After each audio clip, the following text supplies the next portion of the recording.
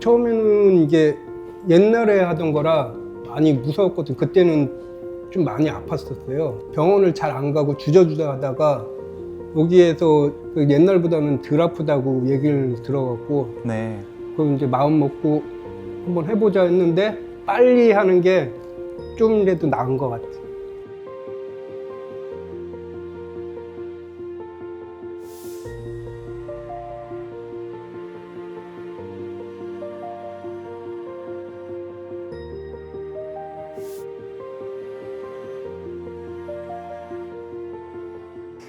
네, 안녕하세요. 오늘은 임플란트가 오래되고 또 임플란트 관리를 잘 하지 못해서 다시 수술을 해야 되는 환자분 케이스를 보여드릴까 합니다.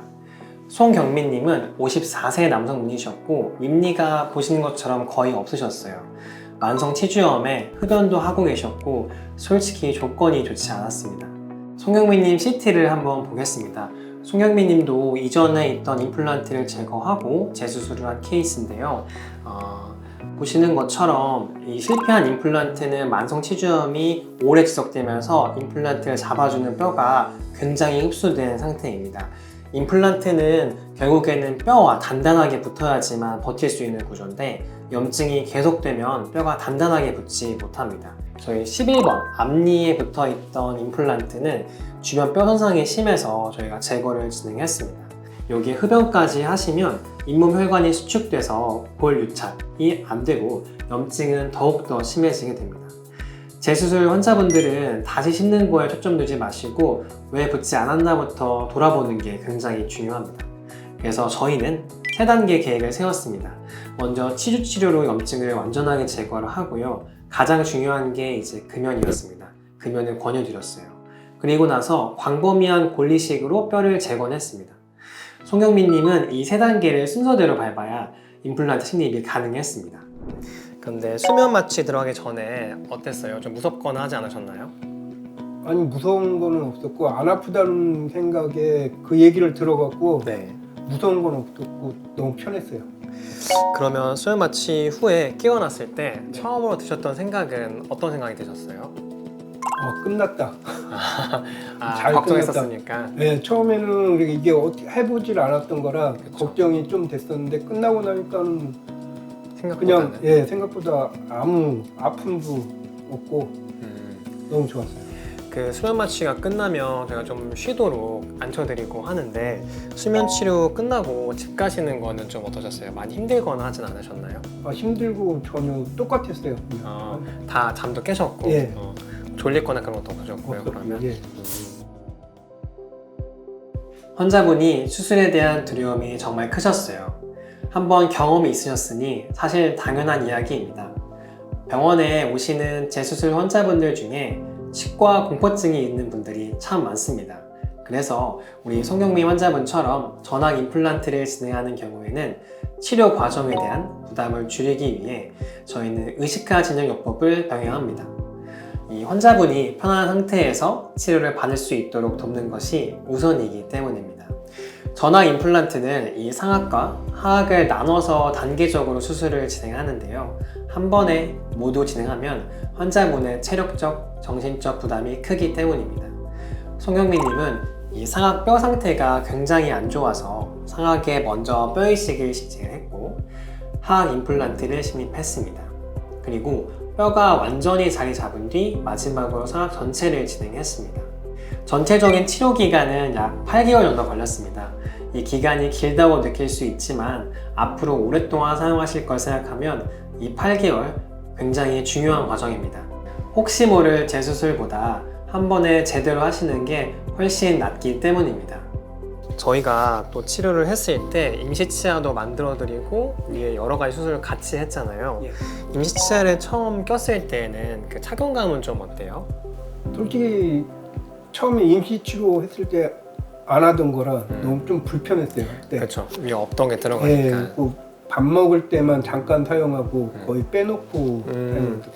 그러면 9개, 위에 9개의 임플란트 심었었는데 9개 식립한다고 했었을 때 무섭거나 하진 않으셨어요? 무서운 거는 별로 없었어요? 예. 기대감이 좀 있으셨나요? 예, 이게 끝나고 나면은 이제 먹는 것도 제대로 먹고 그런 생각에 기대감이 많아요. 저희 수술을 하는 과정이 사실은 쉽지는 않았을 텐데 중간에 끝나고 뭐 많이 붓거나 이런 붓기 같은 건 좀 어떠셨어요? 괜찮았나요? 저는 생각보다 그렇게 많이 안 부어갖고 좀 붓기는 부었는데 여기서 그 얼음 찜질 같은 거 맞아요, 집에서 맞아요. 계속 하다 보니까 그렇게 많이 부은 것 같지는 않아요. 양쪽 같이 해도 생각보다 많이 심하게 얼굴 붓거나 하진 않으셨죠? 예. 뼈가 붙은 건지 아닌지 어떻게 알아요? 라고 질문해 주시는 분들이 종종 계시는데요. 임플란트는 ISQ라는 수치로 골 유착 상태를 확인하게 됩니다. 일정 기준 이상이 되어야지 보철 단계로 넘어갈 수 있거든요. 그 다음이 임시보철 단계입니다. 전악보철은 치아 몇 개를 만드는 게 아니라 위아래 전체의 균형을 새로 만드는 과정입니다. 치아 길이가 조금만 달라도 발음이 어색해질 수 있고 또 교합이 안 맞으면 턱관절에까지 부담이 갈 수 있습니다. 그래서 이렇게 임시치아를 먼저 사용해 보면서 씹는 느낌이나 발음, 턱의 움직임까지 확인합니다. 환자분들이 실제로 생활해 보셔야 알 수 있는 것들이 분명히 있거든요. 다행히 저희는 원내에 기공소가 있어서 이러한 미세한 조정도 빠르게 바로 반영해 드릴 수 있습니다. 꼭 아셔야 하는 부분이 전악보철은 한 번에 완벽하게 끝나는 경우가 거의 없다고 보시면 됩니다. 사람마다 씹는 습관이 다 달라서 처음에는 괜찮다가도 며칠이 지나면 여기가 조금 높아요 라고 느끼실 수 있습니다. 전악보철은 이렇게 작은 차이까지 조율해서 완성도를 높여가는 과정입니다.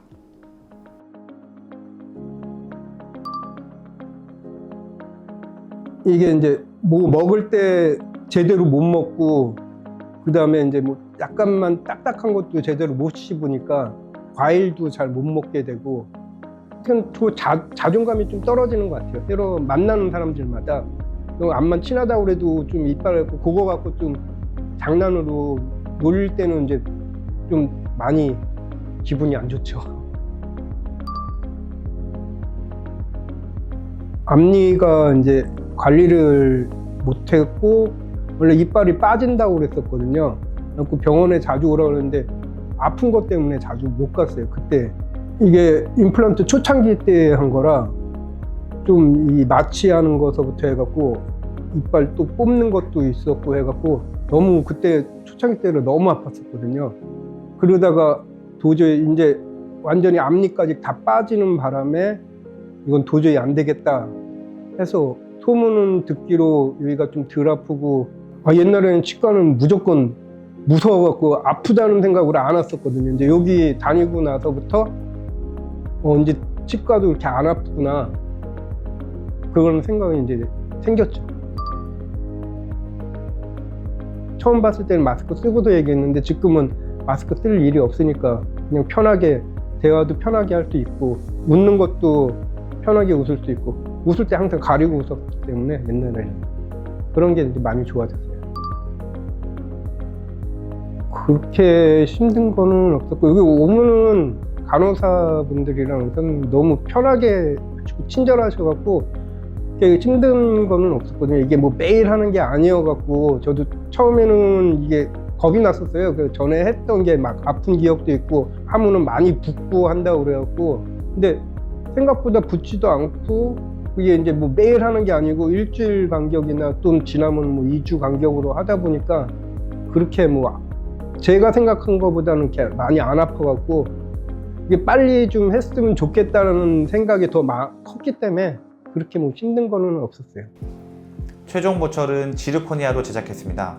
지르코니아는 강도가 높고 장시간 사용했을 때 마모가 적은 재료입니다. 그리고 환자분 같은 경우는 전악 임플란트를 하셨기 때문에 이렇게 스크류 방식으로 가운데를 접착했는데요. 이게 일반적인 이 시멘트를 넣은 접착하고 다르게 안쪽에 기둥을 나사형식으로 해놨기 때문에 탈착이 굉장히 쉽습니다. 그래서 이런 경우는 접착제가 들어있지 않기 때문에 잇몸 건강에도 유리하고 또 뺄 때도 굉장히 쉽게 뺄 수 있어서 나중에 수정이나 또 관리가 굉장히 편하다고 볼 수 있겠습니다. 재수습 환자분일수록 혹시 또 문제가 생길까 봐 걱정하시는 분들이 굉장히 많습니다. 그래서 유지 보수가 가능한 구조를 우선적으로 설계를 진행해야 됩니다. 보철이 끝났다고 해서 치료가 끝나는 건 아닙니다. 오히려 그때부터가 시작인데요. 특히 재수술 환자분들은 염증 재발 관리가 더 중요합니다. 임플란트는 자연 치아하고 달라서 염증이 진행돼도 통증이 늦게 느껴질 수 있습니다. 보철이 완성된 후에 6개월 뒤에 처음 정기 검진을 진행하고 그 이후 6개월 간격으로 한 번 더 점검을 시행합니다. 이렇게 총 1년 동안 정기적인 확인 과정을 거치는 구조인데요. 정밀 엑스레이로 임플란트 주변의 뼈를 확인하고 잇몸 상태와 교합을 점검하는 시간을 가집니다. 또 스케일링과 함께 올바른 관리 방법도 제안해 드리고 있습니다. 임플란트는 통증이 없이 문제가 진행되는 경우도 있기 때문에 정기적으로 확인하는 과정이 굉장히 중요합니다. 그러면 마지막 질문인데, 이제 임플란트를 한번 하시고 또 재수술 하신 경우가 되게 많잖아요, 요즘에. 그런 분들에게 또 해주실 말씀이 따로 있으실까요? 처음에는 좀 무섭다는 생각이 들어갖고 주저주저 했는데 제가 해보니까 그렇게 아프지 않고 빨리 하는 게 좀이라도 나은 것 같다고 말씀드려요.